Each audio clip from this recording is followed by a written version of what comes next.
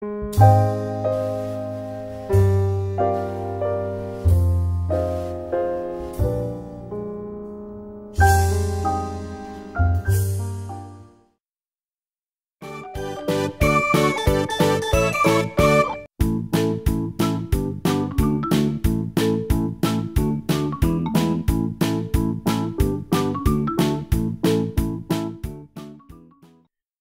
grand-père qui faisait fleurir les arbres. Il y a bien longtemps, dans un tout petit village, vivait un très vieil homme et sa femme. Il n'avait jamais pu avoir d'enfant et avait adopté un petit chien qu'il aimait tendrement.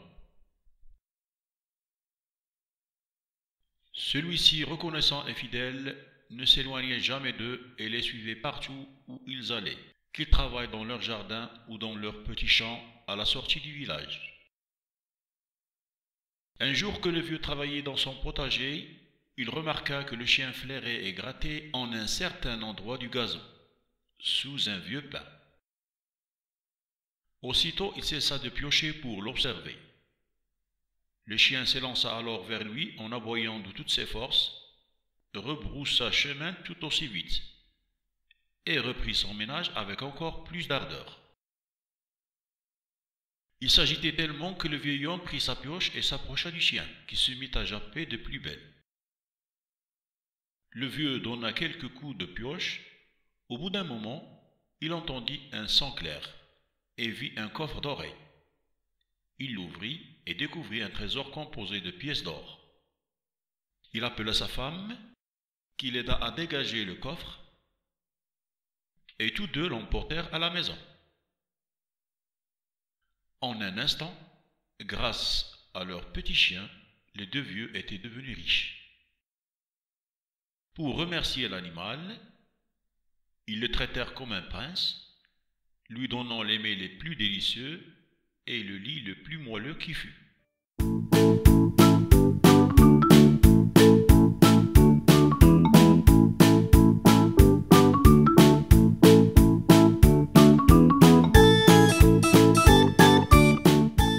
Mais les nouvelles se propagent vite et, dans le petit village, l'histoire de la découverte du trésor se répandit comme une traînée de poudre. Un voisin en perdit même le sommeil de jalousie. Il pensait sans cesse au bonheur des vieux et à leur fortune.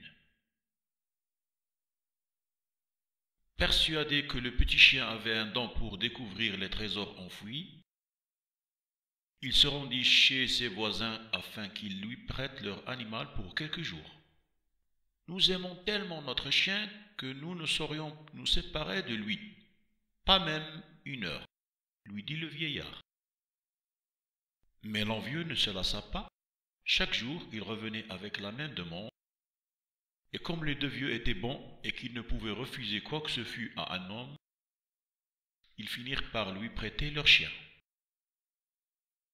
De retour chez lui, le voisin mena l'animal dans son jardin. Aussitôt, il s'arrêta, flaira le sol et se mit à gratter. Le voisin accourut, suivi de sa femme, qui portait une pioche. Ils creusèrent la terre et trouvèrent un grand tas d'ordures puantes et de vieux os.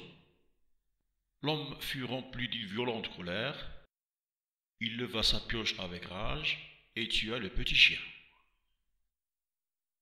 Le méchant homme courut en geignant chez ses bons voisins et d'une petite voix leur dit: «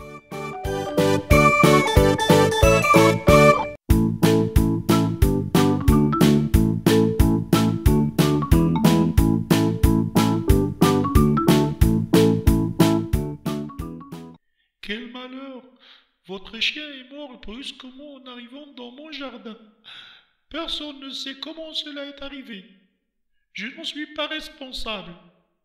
Et je vous en ai porté la nouvelle aussitôt, pour que vous puissiez l'ensevelir. » Avec beaucoup de tristesse, les deux vieux emmenèrent leur petit chien à l'endroit où ils avaient trouvé le trésor, et l'enterrèrent sous le vieux pin.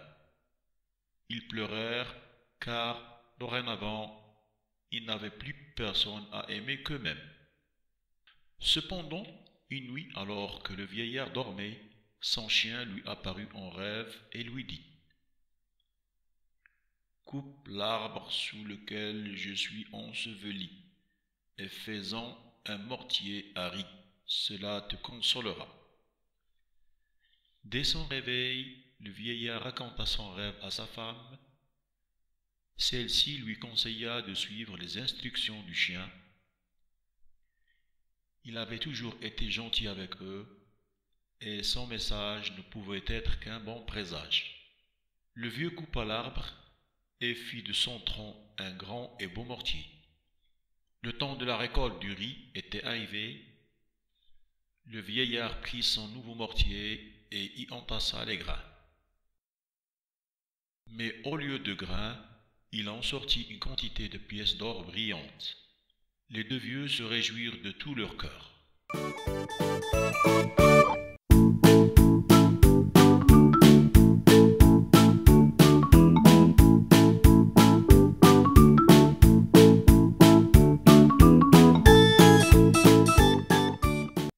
Mais les nouvelles se propagent vite et, dans le petit village, l'histoire du mortier se répandit comme une traînée de poudre. Le voisin envieux en perdit le sommeil de jalousie. Il pensait sans cesse au bonheur des vieux et à leur fortune. Il retourna chez ses voisins et leur demanda de lui prêter leur mortier à riz.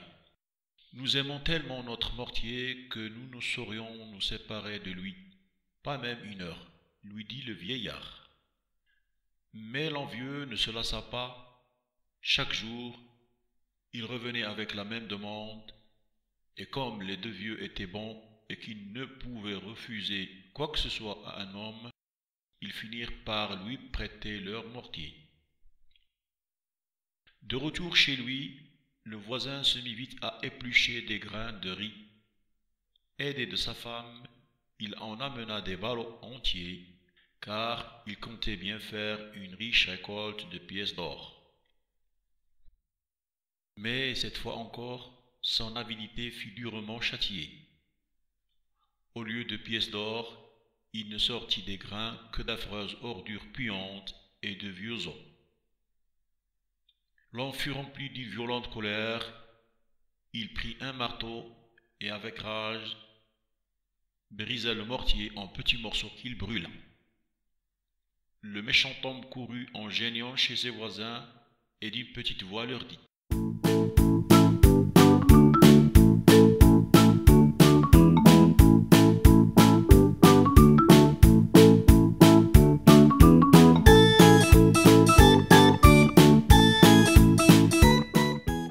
Quel malheur! Votre mortier s'est mis à flamber sans raison. Personne ne sait comment cela est arrivé. Je n'en suis pas responsable et je vous en ai porté la nouvelle aussitôt, pour que vous ne l'attendiez pas en retour. » Les bons vieux furent naturellement très peinés en apprenant ce qui était arrivé. Ils allèrent se coucher avec beaucoup de tristesse dans le cœur. Mais une fois encore, le vieil homme vit son chien en rêve. Celui-ci le consola et lui dit d'aller chez son voisin et de lui prendre les cendres du mortier brûlé, de les emporter sur la grande route et, lorsque le roi passerait, de grimper sur les cerisiers encore dénudés et d'y répandre les cendres. Au passage du cortège royal, les cerisiers fleuriraient aussitôt, dans toute leur splendeur. Le matin suivant, le vieillard alla chez son voisin et emporta les cendres de son mortier. Et suivant les conseils du chien, il les mit dans un sac et s'en alla sur la grande route, là où les cerisiers étaient encore nus, car ce n'était pas la saison où les arbres se parent de leurs robes de fleurs multicolores et odorantes. À peine arrivé, il vit venir sur la route le roi et toute sa suite. Il grimpa bien vite sur un cerisier, et au lieu de se jeter face contre terre, comme le faisaient tous les sujets en signe de respect, il resta perché sur son arbre. Le roi, lorsqu'il l'aperçut, ordonna à ses soldats de saisir le vieux et de le châtier. Mais le vieillard, sans se laisser intimider, prit les fines cendres de son sac et les répandit sur les arbres des alentours. Aussitôt, tout fleurit, et l'air s'emplit d'un parfum enivrant. Le roi en fut si charmé et intrigué qu'il offrit de riches présents au vieillard et le fit venir dans son château pour l'honorer.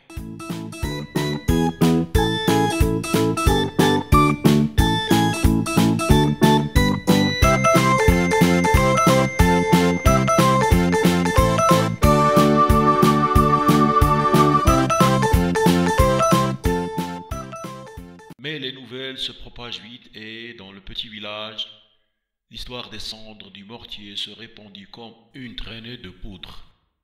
Le voisin envieux en perdit le sommeil de jalousie. Il pensait sans cesse au bonheur des vieux et à leur fortune. Il ramassa les cendres du mortier qui restaient encore dans la cheminée et se mit en route pour faire fleurir lui aussi les cerisiers en l'honneur du roi, puisque le vieillard en avait été tellement récompensé.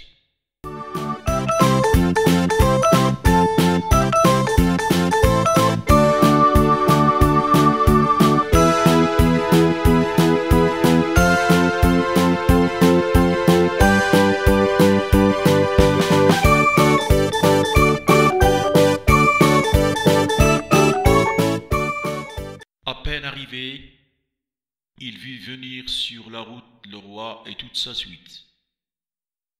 Il grimpa bien vite sur un cerisier, et au lieu de se jeter face contre terre comme le faisaient tous les sujets en signe de respect, il resta perché sur son arbre.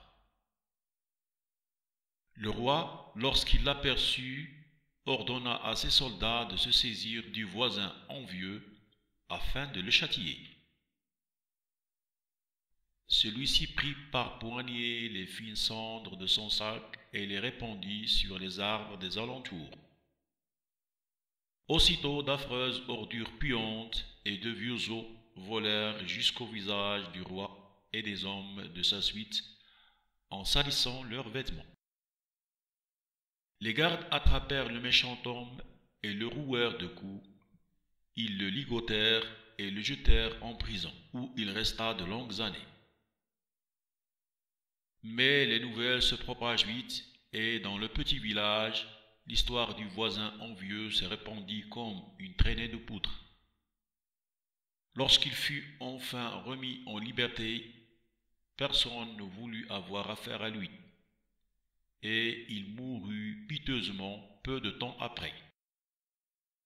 Quant aux deux vieux, ils n'oublièrent jamais leur cher petit chien.